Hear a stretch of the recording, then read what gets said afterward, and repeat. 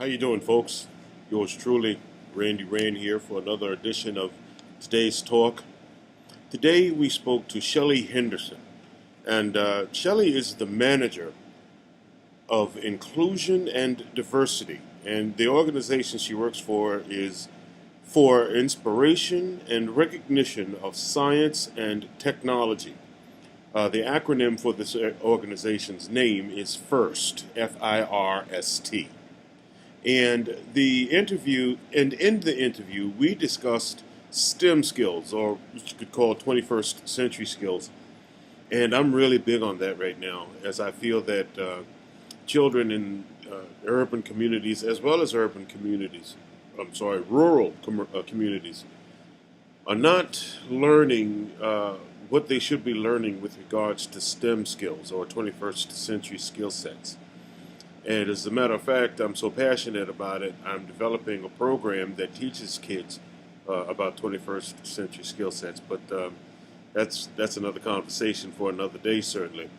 And what Shelley is doing is kind of what I really want to do. It's kind of what kind of interested me in interviewing her in the first place, as she's including a lot of urban children, or children of color, or poor children, quite frankly, to be introduced into STEM skills and STEM education, which is science, technology, engineering, and mathematics. And it's the best way forward for all children. But truth be known, many children that aren't in the more affluent communities are not learning STEM skills. They're not learning 21st century skill sets. And what we discussed, Shelley and I, was what it is that FIRST is doing with regards to introducing robotics to children. Actually, that's what their program features, robotics and different competitions and all kinds of awards that these children can win, as well as different scholarships and so forth. We discussed how they build their teams and their approach, basically. It is a very fact-filled information interview. It's one of my favorites, quite frankly, because, again, I'm really big on children learning 21st century skill sets, or STEM skills. So do yourself a favor, do me a favor, check out the interview, and you're sure to enjoy it. This is Randee Ran, and thank you for the time. And we're back. Yours truly, Randee Ran here, and welcome to another edition of today's talk. We are speaking with Shelley Henderson. She is the Diversity and Inclusion Manager for FIRST, which is an acronym that stands for Inspiration and Recognition of Science and Technology. She has worked over 20 years as a youth development specialist, a certified teacher, a nonprofit executive, a university program coordinator, an adjunct professor, public policy advocate, and community organizer. Folks, she's made the rounds, and we are so glad to have her here because she has a wealth of experience. And she's also leading a regional implementation of My Brother's Keeper in the Heartland, serving as a point of contact for the White House. And we are so glad to have her here on the show. How you doing, Shelley? I'm doing really well. I'm glad to be here. Thank you for the offer to come and share what I enjoy doing every day with those who are listening. We are going to get to it and do it, as today we will be talking about teaching children 21st century skill sets. And as our audience listens to the interview, they will see and will be impressed with what it is that you do there. If you could please speak to the importance of minority children learning the 21st century skill sets that you're teaching at FIRST. Sure, absolutely. Well, I think building STEM literacy, so science, technology, engineering, and mathematics, building STEM literacy and competence really is required to be successful in almost every single endeavor in today's technology-rich society, really. And STEM competence and confidence creates pathways that might not otherwise be available to well-paying jobs and entrepreneurial opportunities and some of the fastest growing fields that we have out there. Sure. And even the fields that don't exist yet. And so creating the potential for young people to achieve purposefully and prosperous lives is really important. So at first, we're committed to bringing our programs to students who would benefit most from them and actually actively engaged in developing strategies that will ensure greater access to our programs and reduce inequality. Okay, now, in your opinion, what needs to happen from a policy point of view in order to make teaching STEM skills or 21st century skill sets a part of the curriculums all over the country? I think part of what needs to happen in policy development is already happening. There's definitely more that we can do, but I was just participating with one of our partners, NAEP, otherwise known as the National Alliance for Partners in Equity, and we were talking about the new Career and Technical Education policy that came out of the Every Student Succeeds Act. And what it really is doing that we've been needing to do over the years is really target certain populations for services and to provide accommodations for them and remove access to barriers that they might be facing getting career and technical education. One of the things that we've done probably as a country and even at the local levels in terms of policy is have that kind of adage, if we build it, they will come. Mm-hmm. Well, we know that we need to do more. We need to do better. And it's not the case that if we build it, they will come. So just really working at the local, state, and even national levels on ensuring access to underserved and underrepresented students, I think is one of the things we can do more of. Okay, now as I was doing my due diligence in preparing for this interview, I noticed there was some talk about how FIRST helps students with soft skills. Could you please talk about what soft skills are? Then please explain how FIRST helps with the development of these soft skills for their students. Sure, I will. So we know that our programs that are focused on robotics-based annual competitions are important, but I was glad to learn that FIRST is more than about robots. So I just joined the team myself about a year ago, and the robots are really for us just a vehicle for students to learn important soft skills, those life skills like self-confidence and communication, leadership, and teamwork. Also, we build into our program this ethos that we call gracious professionalism. It encourages really high-quality work, emphasizes how we value each other. Gracious professionalism requires us to really kind of compete like crazy, but treat one another with kindness and respect. And you'll see opposing teams and competitions, and I was just at our championship in April, where the kids are actually helping each other out. And so it's not just about winning, it's more importantly about learning. And sometimes when we help each other and collaborate, we can all win. So again, at FIRST, it's pretty multifaceted. It's not just about a bunch of kids building a robot. These teams function sometimes like a small business. They spread the word in their community just like a good business does and so much more. So there's a lot of learning going on. STEM learning is definitely part of that, but it's so much more. That was nicely put. I was hoping you would go there as it is very important. It's downright vital that students learn, to collaborate, to communicate with each other. And, sometimes allow for other people to communicate their ideas and to say, hey, well, you know what? I don't think we should go that way. I think maybe we should entertain this or so forth and so That's on. right. It is very vital that they learn that at such a very young age. I think that's great. Your first Lego League Junior program teaches children grades K through 4 to explore a real-world scientific concept, then build a motorized model and develop a show me poster to illustrate their journey of discovery. This is very impressive.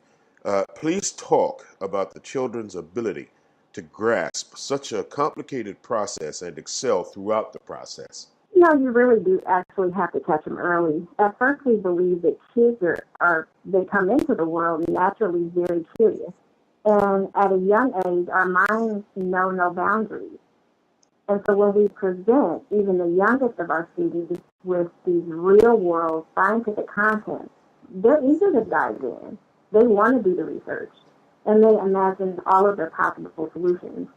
With First Lego League Junior, it's designed to introduce STEM concepts to those young students while keeping them really, really excited through a brand that they know and love already, which is Lego. Yep. Like all of our programs, First Lego League Junior students are guided by adult mentors because we know we can't do this without them and our coaches throughout the process. Okay, we are speaking with Shelley Henderson. She's the Diversity and Inclusion Manager for FIRST, which is an acronym that stands for Inspiration and Recognition of Science and Technology. She has worked over 20 years as a youth development specialist, a certified teacher, a nonprofit executive, a university program coordinator, an adjunct professor, public policy advocate, and community organizer. Presently, she's leading a regional implementation of My Brother's Keeper in the Heartland, serving as a point of contact for the White House. And she's so kind to give us some of her very valuable time here today. Uh, Shelley, if you could please talk about how teaching these children 21st century skill sets enables them to be advanced in their futures, as well as being able to have very productive careers. So 21st century skill sets really are something that not only our children need, but I see very many adults out there in the world who could have benefited really by someone sitting them down and talk to them about setting goals and following through and collaborating and communicating. Yes. And even sometimes learning from failure. It's okay to fail and learn from what we don't know and from those things that we aren't so successfully doing.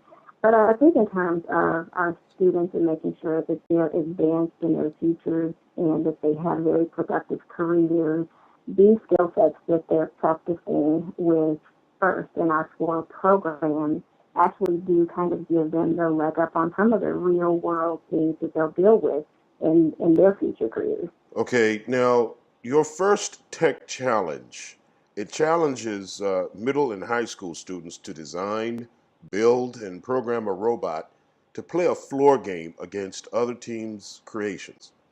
Please explain how this activity teaches students about science, technology, engineering, and math skills. Okay, so First Tech Challenge allows students to develop STEM skills like our other programs and practice some engineering principles, like the students keep an engineering notebook, for example, while they're realizing the value of hard work and innovation and sharing ideas, for example. And so our teams build a robot using a kit that can be reused from year to year, really, and they have a variety of programming languages that they can choose from to do that.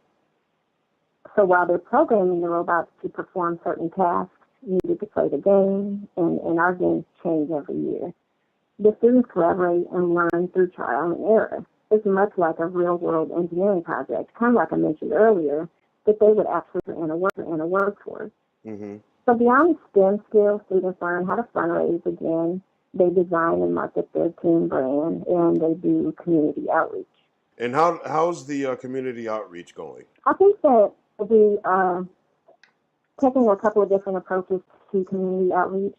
So at the team level, the students would do community outreach to, for example, encourage students who aren't currently on their team to be on their team, to diversify those. Sometimes their community outreach efforts have to do with finding the other adults that they need to continue learning from, so adults that might be in the industry. So some of their community outreach might include that. Some of their other community outreach in terms of, how they design and market their team has to do with identifying people who have the resources they need so that they can identify, or so that they can actually bring those resources into the work that their team is doing. From a national level, we kind of look at the community outreach it takes really, really to bring more underserved and underrepresented students onto our teams. And so we use community outreach to have teams locally to think about ways that the FIRST presence can really mirror the population of the communities where they have a presence. You're leading the national initiative to design and implement strategies that will not only improve the diversity program participation at FIRST, but will also embed inclusion within the FIRST organization and inspire STEM equality nationally and internationally. First, if you could please explain to our audience what this means, and secondly, how are you planning to achieve this? That's a great question. Basically, your question is my job description. And so we knew that we were taking on a lot when I began this work with FIRST. One of the things that we needed to do was to take a look at where, we currently are. So kind of what the current state of things was at the time. And so just before I came on, we did a lot of self-reflection and assessment. And we realized that participants of color were gravitating to FIRST. Students who were in poverty were not, and young women were not. And so it was mostly males who were gravitating to us. So we actually put in place 3 strategies right away. And the first one had to do with building our own planning and capacity to do the work. So they brought me on board to have a dedicated point of contact, kind of spearheading the effort. Part of our planning capacity also had to do with literally coming up with a roadmap, how we were going to get from point A to point B in this endeavor. The other part of capacity building was making sure that our organization across all 4 of our programs and all of our departments were really, really thinking about diversity, inclusion, and equity, and were supporting the effort. So it wasn't just going to be Shelley working in her office trying to get this done and go it alone. It was going to have to be an organization-wide effort. Okay. The second strategy was going to have to do with our professional learning.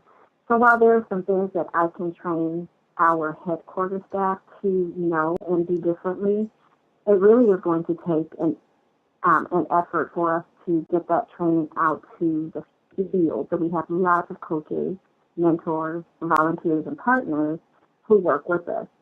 And so right now I am working to develop some online training modules on topics like cultural stereotypes, bias, growth mindset, self-efficacy, and how to build self-efficacy, and all of those things that we would hope all of our coaches, mentors, volunteers, and partners have on the ground as they're working with these populations. Another strategy that we implemented was our partnership strategy. Young people that we are engaging in them in terms of partnerships.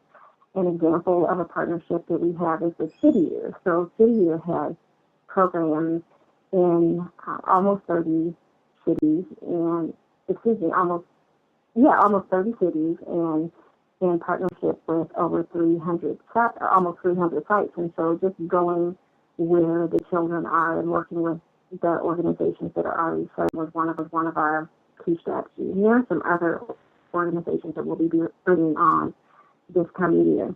And then last but not least, we wanted to inject some pilots. So it's one thing to say what you're going to do, but it's quite another thing to do that. Yes. And so we have some pilots that we're running. One of our major pilots is the STEM Equity Community Innovation Grant. So we decided we're going to put our money where our mouth is. So we raised some dollars. Our development department did a great job. We raised some dollars when we offered grants of anywhere between $5,000 and $50,000 to communities who wanted to build coalitions to address STEM inequities. And so through that competitive process, we started with over 350 coalitions. Those 350 coalitions were asking for over $11 million, and that was not what we had to give. But ultimately, we narrowed it down to 10 communities who are taking on these challenges in their communities. And their coalitions, include your after-school programs, your public schools, your higher ed institutions. And so they really are coming together on the ground to tackle this together. If you could please speak to the importance of students obtaining internships and apprenticeships that offer the hands-on experience or experiences. Sure, I will. I mentioned national policies that is paying more and more attention to this, but FIRST and its partners and sponsors really are eager to hire FIRST alumni as interns and employees because they see that our alumni develop at a young age. a number of work-life skills, including problem solving, teamwork, innovative thinking, perseverance. So we have a growing list of sponsors who offer exclusive internship and training opportunities to our students, including Apple, BAE Systems, NASA, National Instruments, and the list goes on and on. Mm-hmm. It's important to continue to develop the skills that first students are learning in our programs through these internships and training experiences. Your internships turn out a lot of big numbers of students? I think they turn out a fair number of students. I think, I've been with the organization just a short while and definitely can stand to learn more. But I think more importantly, when I'm working with corporations who want to invest in what we're doing, they all have a sense of we don't want to wait at the top of the ladder for the kinds of kids that we want to hire to come to us. I mean, they've done that for decades. And they really are having this sense of wanting to grow their own talent pipelines. Mm-hmm. And so I'm just glad that more and more of them are wanting to engage. And no matter where we are in terms of numbers now, I know that increasingly we're going to grow because a lot of those corporations that I'm engaging with newly are wanting to do more of that. So it's glad we have that as an option for them. We are speaking with Shelley Henderson. She's the Diversity and Inclusion Manager for FIRST, which is an acronym for Inspiration and Recognition of Science and Technology. She has worked over 20 years as a youth development specialist, a certified teacher, a nonprofit executive, a university program coordinator, an adjunct professor, public policy advocate, and a community organizer. She's also presently leading a regional implementation of My Brother's Keeper in the Heartland, serving as a point of contact for the White House. And she's so kind to give us some of her very valuable time here today. There are many children that are not interested in their futures or learning about STEM academics. They do, however, enjoy the many benefits of technology. How do you propose that we get these children interested in STEM academics? STEM is really, really broad, number one, and it does include technology. And so we know that in today's world, kids really grow up immersed in technology. Yes. A lot of them have been operating a smartphone, for as long as they've been learning how to talk. And so even though they are adept users of technologies like that, they still may not be interested in pursuing careers that we call STEM. So on our first team, there's a role for everyone because it's so much more than just a robot, like I mentioned earlier. And so a student who isn't interested in programming the robot could easily be instead interested in being on that team's marketing team and leading that, or creating the team's business plan, for example. So there are so many roles within the first team, and we think that all students, no matter what initially draws them and is interesting to them about what we do at first, that they can get excited about STEM through the process. Mm-hmm. They'll see the power of technology at work and what it can do, and how they themselves have the power to wield it to do amazing things. I'm not technologically sound myself, however, since I've heard about and started learning about STEM skills and how we use it in our everyday lives to begin with, I've done nothing but get excited about STEM skills and how we use technology in our everyday lives. And I tell you the truth, it's led me to be addicted to my phone, and I'm quite the happy addict. Okay, I'm not complaining. I love being addicted to my smart technology because I think it's the way forward, quite frankly. Shelley, what advice would you offer to someone that's interested in starting a program that's similar to what you do there at FIRST? Oh, I think there are a couple of things. So number one, for someone that's interested in starting something similar to what I do, diversity and inclusion at FIRST, I would say that, you first understand what young people need, especially marginalized young people, yes, by working with them. And so it makes little sense to start to develop what you think kids need when you haven't spoken to kids and the adults that serve them. Secondly, I would say in addition to a program that's similar to FIRST, I don't think that there is, or that there can be, a shortage of programs that foster entrepreneurship. I think we're going to have to start thinking outside of the box about more than just preparing young people for the careers that exist today, and start having them start thinking about career fields that don't even exist yet. And Wow. so I would say that thinking outside of the box and really pressing yourself to be innovative, there's no cookie cutter approach. And so redoing what someone else is already doing in hopes that you will do it differently or better, that's one thing. But really being the innovation that we know kids are going to need is a very different approach. And so really sparking entrepreneurship and that continuing that curious spirit that kids already have, I think, are important ingredients. But again, especially if you're talking about reaching students that aren't being reached very well now, don't forget to include them in their very important youth voice and the voice of their community, really, in what it is that you're formulating and trying to start. Because I am certainly trying to, I actually have developed a program that reaches out to urban communities and, of course, communities of color that teaches Mm-hmm. children, minority children, 21st century skill sets. As it is my opinion, they're not receiving it. And Yeah.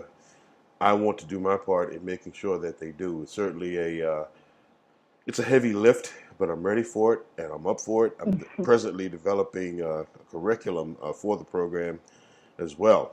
And I believe in it. And I certainly have the understanding that this is not going to happen overnight.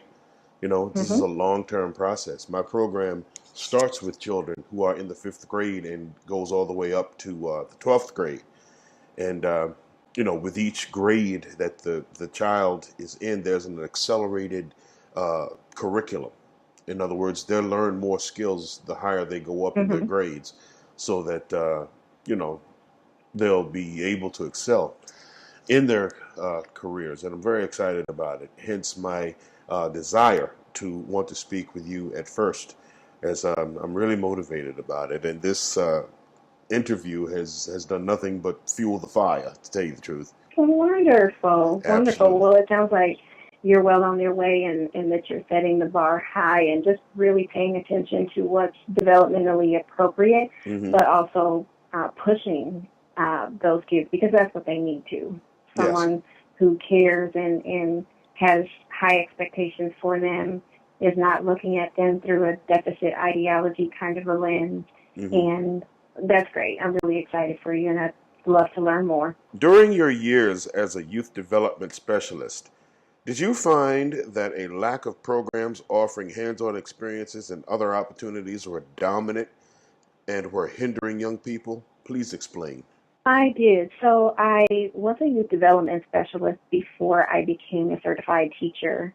And I found that a lot of young people had the kind of the good fortune, I'd say, or the background or the social economic status, where they were actually exposed to lots of experiences, and that the young people that I was working with just did not have access to those same experiences. That as a youth development specialist, we were trying to expose our young people to more, to kind of level the playing field.